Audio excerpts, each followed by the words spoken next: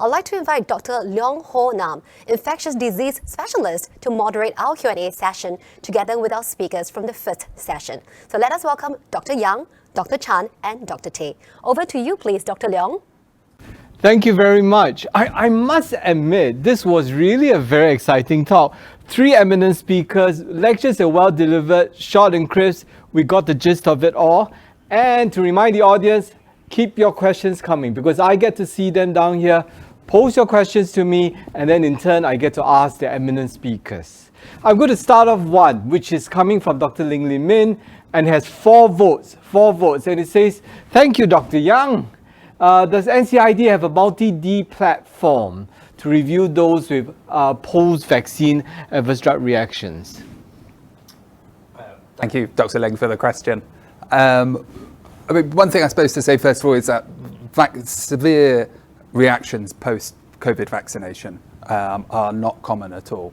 So that some mild reactions, either local or systemic reactions, are quite frequent, particularly following the 3rd dose. But allergic reactions or anaphylactic reactions post-vaccination, unfortunately, very uncommon. We have been working with the rheumatologists, the REI department from Tan Tot Singh, NCID, and we've also been working with SIGN and Prof. Rennie Chi to study people who have had anaphylactic reactions post-COVID vaccination. And it is the allergists at Tan Tot Singh who have been assessing people who have reported an allergy to determine whether they are suitable to receive further doses or whether they should be referred on to the SAM protocol that we have, which is operated out of the Tan Tot Singh vaccination clinic and also at other hospitals as well, and offers Sinovac or Sinopharm as vaccines to people who have a confirmed allergy to the mRNA COVID vaccines. Thank you. Okay, I know there are on the list, there are actually quite a few questions on long COVID, but I'm going to deliberately hold them back because the next session we're going to talk a little bit about long COVID. Perhaps you let the neurologist talk a little bit more of long COVID before we touch on it. And of course, we have our pediatric cardiologist speaking as well. I'm going to go back to the young doctor again. Dr. Yang, I meant. Dr. Yang, why do we need vaccination post-COVID infection? That is a good question.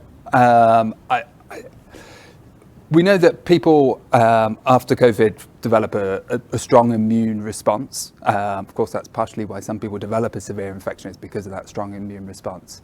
And that will protect against infections subsequently for a certain duration.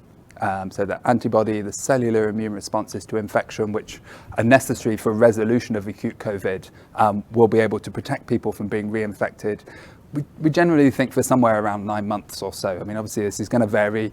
There are some people may develop an infection earlier, but generally we estimate that for around about 9 months, people are likely to be well protected against getting an infection. But the antibody levels will decline. So people will become vulnerable to infection again. And there is the potential that a subsequent infection may be more severe.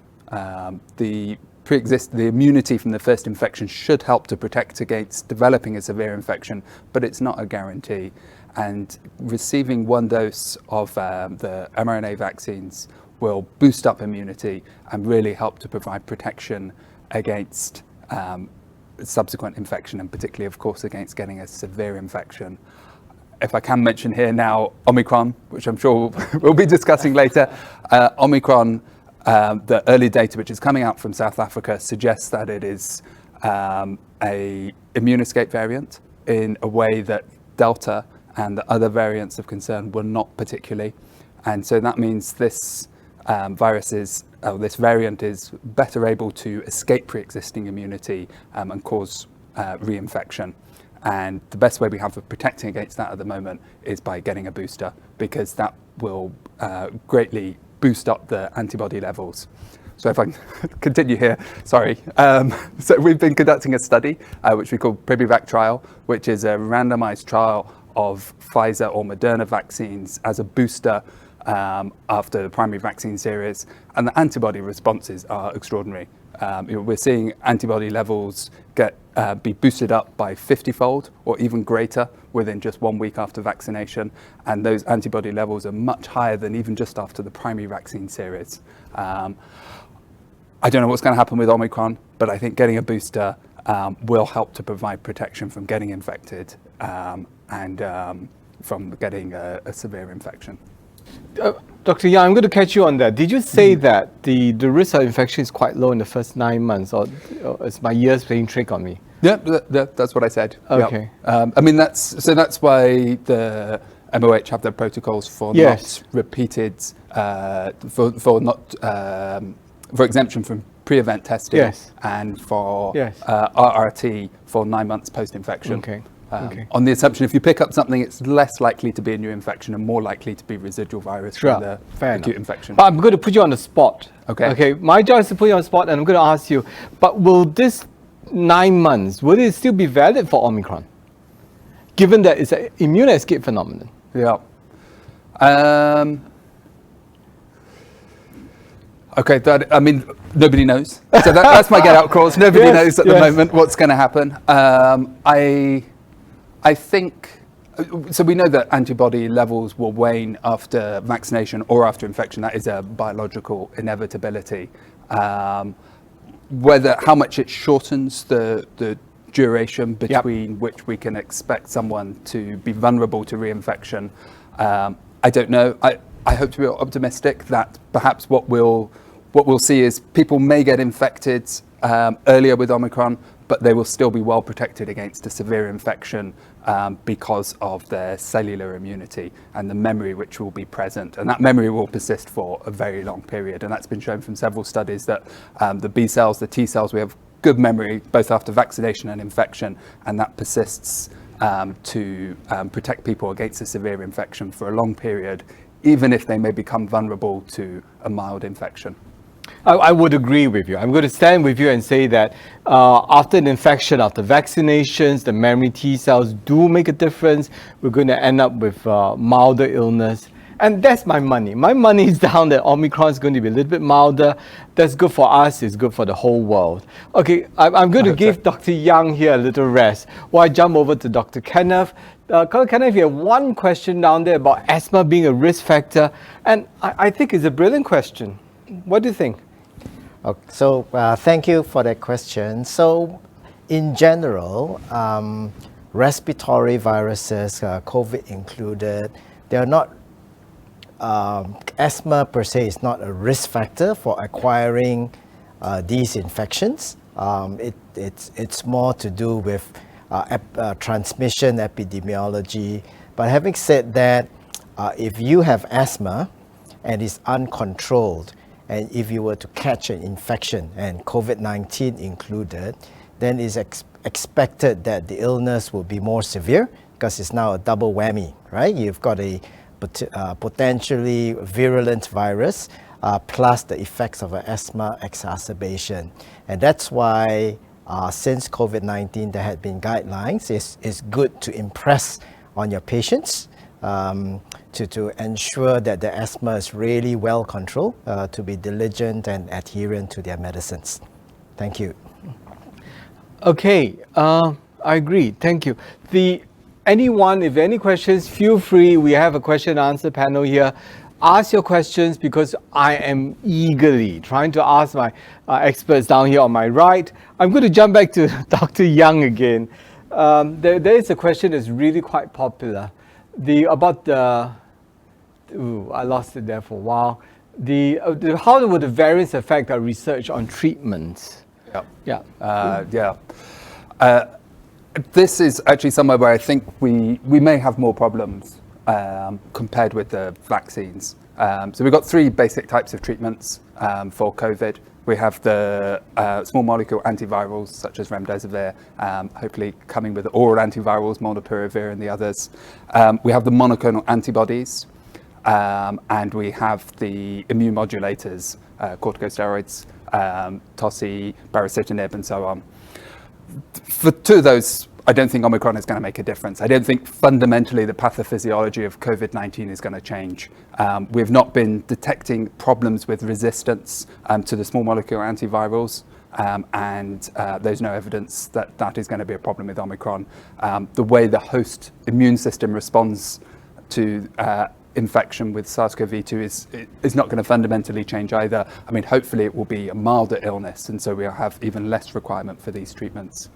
Where we may see problems though is with the monoclonal antibodies, and there is some early evidence for that.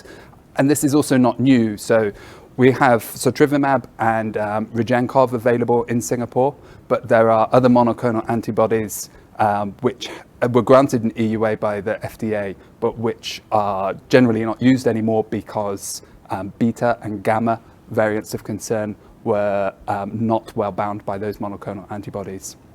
And this is a major concern for Omicron. And the next bit says that the people who we use monoclonal antibodies for are the people who are at highest risk of illness. So when we can diagnose COVID early and we can give a monoclonal antibody, we know that we can help prevent severe infection in these individuals. And the people who are at highest risk are those who are unvaccinated, older adults, and people with comorbid illnesses. And particularly it's having all three of these together. Vaccination is good in older adults. It does help to protect very well against severe disease, though the risk is still present. But it's really unvaccinated older adults who are going to become more vulnerable potentially because we may not be able to use as an effective monoclonal antibody. So that's where I think we may see some issues with Omicron. Okay, I agree. The questions on long COVID, I'm deliberately holding them back because we're going to deal with it in the next session, so I'm not trying to ignore you. I'm going to ask the two, Dr. Chan as well as Dr. Edgar here, what do you think of TCM, traditional Chinese medicine, in actually treatment of COVID-19? Well, we heard about the antiviral aspects, but together helping the lungs and helping the heart, what do you think? Maybe Kenneth, you want to try it? Okay, so thank you for that question. I actually have no view. I've not seen any research alluding to the use of TCM to treat COVID. So right now, I would say if you're keen to try it, it will be at your own risk. But I guess if you think it's not harmful, it's worthwhile. But right now, any recommended TCM treatments is probably investigational. That's what I would say. Yeah. I think I share the same opinion. I think the role of TCM, we don't really have a lot of data on that. Yes. So I would probably try to steer away because it will complicate, especially post-COVID. I think if you take TCM, sometimes there might be some other, I've seen some patients develop palpitations and some other symptoms from these medications, even not relating that to COVID. So it sometimes masks or complicates symptoms a little bit. So I would steer away from that. So actually that reminds me, I've come across a letter that's written even to the Prime Minister, hoping to actually put TCM medications to get COVID management as part of the fight, the national fight against the COVID-19. But at this point in time, it's a little bit tricky, isn't it? Barnaby, what do you think? Yeah, I mean, the majority of people, particularly if they're vaccinated, who develop COVID, will develop a mild infection, which just requires symptomatic relief. That may change next year with molnupiravir. But for now, and since the beginning of the pandemic, fortunately the majority of people have a relatively mild infection, require symptomatic relief only. If they feel that TCM is able to help with those symptoms, I think that's fine. Yeah. But we need to be careful giving it to people who may be at risk for severe illness or at risk for developing any reactions to TCM, which may complicate their COVID. So could I just sum up that actually we are all open to it, but we'd like to see more evidence. We are concerned about the reactions with other medications which we are using. But otherwise, when the data comes, I think all of us would really love to see TCM come into the market as another means of coping with COVID-19. Okay, I'm going to jump over to Kenneth here. There is a question on about this physiotherapy, singing therapy. milder COVID patients with residual dyspnea. What do you do with these people who have persistent symptoms? Yeah, so thank you for that question. It's really a cute question. So I will start by making some comments on the basic physiologic principles. First of all, singing especially, there is a little bit of evidence in individuals with chronic lung problems and specifically emphysema or chronic obstructive pulmonary disease. And it's just basically singing forces you to exhale slowly, because to kind of sing a note. And that helps in the physiology of dyspnea in this group of individuals. The second thing I would say, and I would then refer you back to my slides earlier on, is that even the severe COVID patients, they are not really left with a lot of respiratory function impairment. Okay? And even up to 3 months down the road, only a small proportion actually have respiratory function impairment, and it tended to be mild. So the physiology of dyspnea is yet to be elucidated. Whether it's the pro-inflammatory milieu that we've heard about, whether it's steroids or weakness, or whether it's mood issues, which I think you will hear more about in the next section or so, we don't really know. Now, having said that, I guess for want of anything better, singing is harmless. It makes people feel better, so why not? So that would be probably some of my comments. Yeah. Okay, thank you. Dr. Tay, I'm going to ask you this question, which popped up quite interestingly. Athletes recovered. Do I need an MRI scan? I think this is a very good question. I think the return to play guidelines have been published by the American College of Cardiology, actually addressing the data that we have more on kind of myocarditis patients. So if patients are typically symptomatic, they've been given diagnosis of myocarditis, certainly those patients who are, say, hospitalized, unwell, they definitely should be evaluated, usually with some form of imaging, so either echocardiography, troponins, perhaps some ECG testing, and even Holters. And they usually would be reviewed for about 3 to 6 months to make sure all these tests are negative before they return to play. When it comes to kind of the patients who are milder outpatient symptoms who have recovered, that data is still not so clear. I would say that if the patient has kind of concerns and it's a very competitive, aggressive kind of sport, and there's significant uncertainty, say if the patient has on basic imaging or basic ECG monitoring has some, say, ectopics that's more than usual or something like that, I would say the threshold to have that information and image would be kind of lowered.